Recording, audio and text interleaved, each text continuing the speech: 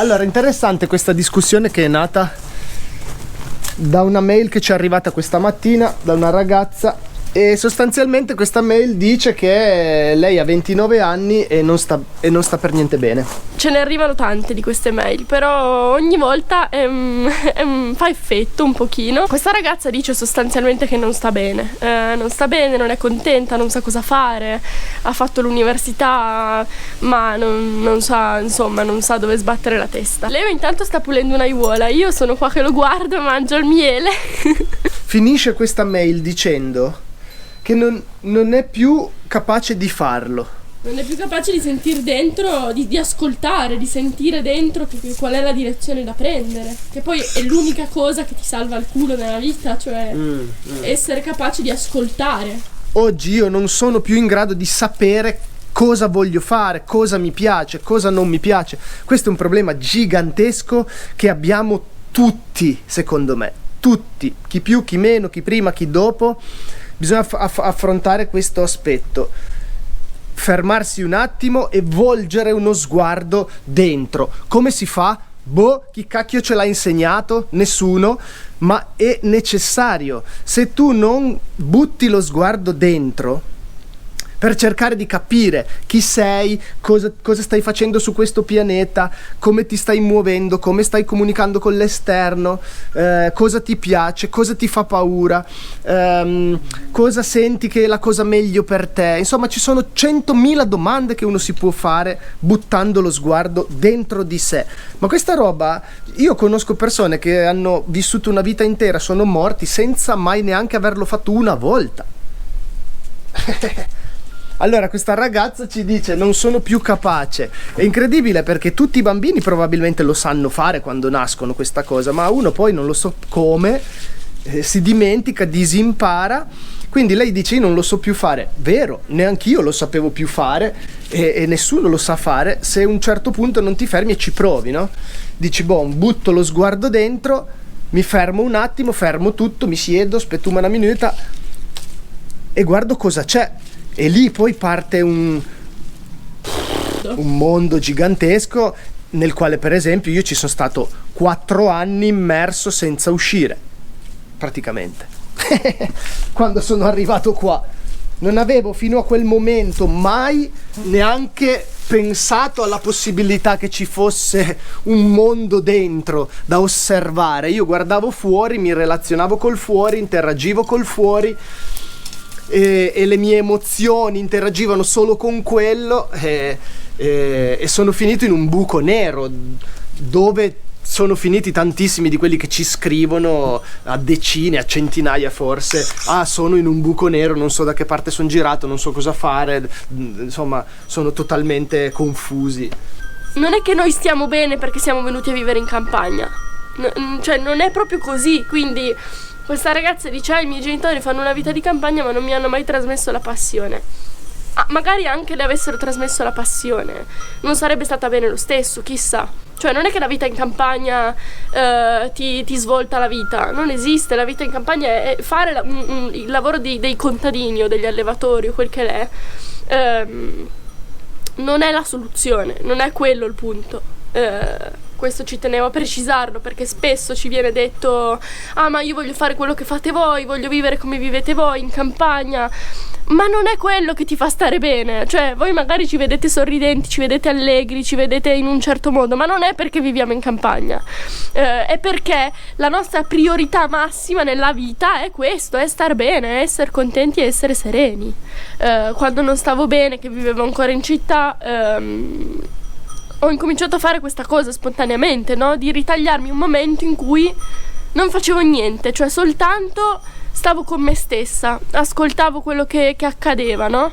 E riuscivo a farlo per poco tempo, per 10 minuti, quel che era, però a un certo punto è diventata una necessità, cioè ogni giorno quasi dovevo farlo perché mi faceva stare bene. A lungo andare, questa esigenza che io sentivo e questo benessere che sentivo dopo che facevo questa cosa si è evoluto, si è intensificato. Alla fine mi ha portato qui, che è un luogo dove io ho avuto la possibilità di fare veramente un lavoro che mi ha portato a stare bene. Quindi il farlo, anche se uno non sa come, non sa perché, non sa a cosa serve, fa bene. fa bene a prescindere, a qualcosa serve.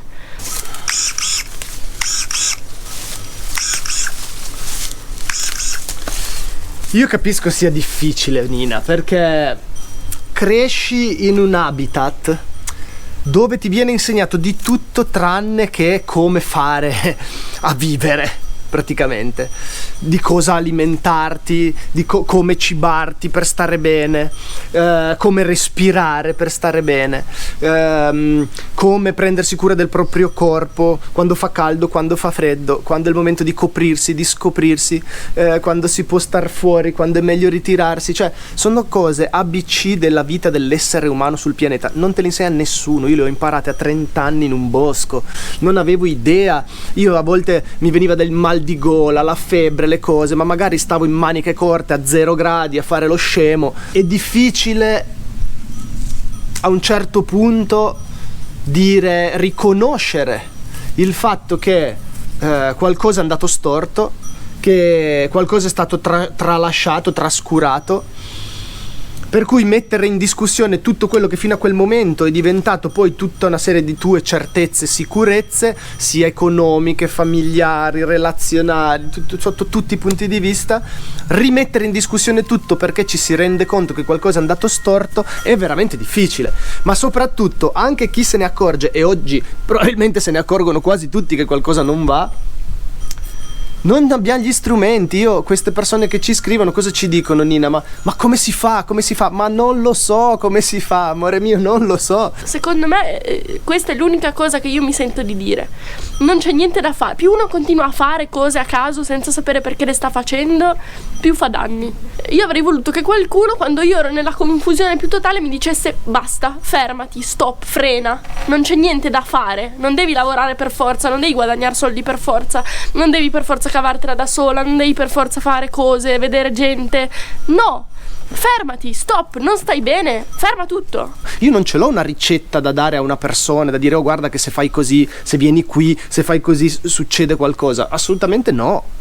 Per ognuno è diverso, può accadere in un luogo diverso, può essere in modalità diversa, dipende quanti anni hai, dipende che fisico hai, dipende diciamo da quante gabbie ti sei creato nel corso degli anni precedenti, perché magari tu, non lo so, c'hai 8 figli, non è che puoi dire smetto tutto, gli dai una pedata in culo e vai a fare altro. Insomma, c'hai magari anche devi anche rispondere di quello che hai fatto fino a quel momento, ok? Non solo per quanto riguarda i figli, in generale, perché a volte si sono create delle gabbie, delle prigioni dalle quali non è neanche facile uscire tecnicamente. Però io di una cosa sono certa, cioè che se tu veramente lo vuoi, ma lo vuoi veramente, trovi il modo per farlo. Smorta macchinetta tutte le volte. Io il muscheleo. Ma mordo.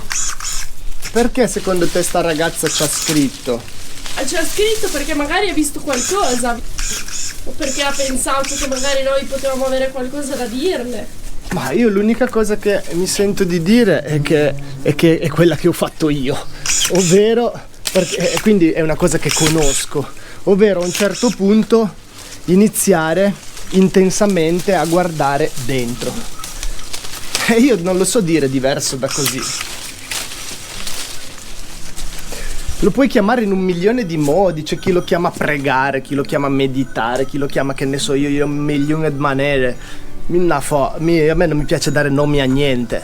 Io a un certo punto, io posso dire che non ho mai meditato nella vita, oppure sono 15 anni che faccio solo quello, tutto il giorno, 24 ore su 24. Se vuoi dare dei nomi, puoi dare 1000 nomi. Sto in silenzio, guardo dentro di me e nello stesso tempo porto avanti una vita come tutti gli altri, relazioni, cioè, al miglior modo possibile, e lavoro, cerco di mantenermi, di guadagnare 4 spicci, faccio quello che fanno tutti, ma con la priorità, quella di stare bene, e per stare bene è necessario guardarmi dentro. Non è più solo da dentro verso fuori, ma da dentro verso dentro, e poi dopo anche fuori, ovviamente. Io non lo so dire diverso da così, io uso le mie parole, ma guarda, scappissi niente. Però cosa posso dire di aver fatto io perché io non so altro. Capito? Non è che so qualcosa, non ti posso dire qualcosa che non ho vissuto io. Per cui a queste persone io non saprei cosa dirgli al di fuori di raccontargli, che è quello che stiamo facendo anche un po' su sto canale, raccontare quello che abbiamo vissuto noi, no? Migliorare le cose che mi facevano stare male, a partire dalle relazioni con l'esterno, con i genitori, con le altre persone, poi dopo a capire cosa mi faceva paura, a capire che giudizi, che pregiudizi avevo, che condizionamenti avevo su tantissime tematiche, tutta una cosa gigantesca relativa alla sessualità, perché cioè, non è sano il modo col quale si approccia. Ho iniziato a capire tantissime cose di me stesso che non conoscevo, no? Cosa mi piace, cosa non mi piace, cosa mi piace fare, come mi piace mangiare, come mi piace prendermi cura di me, tutta una serie di cose che prima non consideravo e magari non reputavo importanti. Ho scoperto un mondo nuovo, proprio una realtà diversa da quella che avevo vissuto fino a quel momento, che era limitata a quello che c'era fuori, a quello che vedevo, a quello che mi avevano detto di fare. E andavo avanti per inerzia a fare cose che non mi piacevano, ma che apparentemente andavano fatte. Ho capito che non c'è niente che va fatto, cioè alla fine c'è una sorta di possibilità di scegliere, no?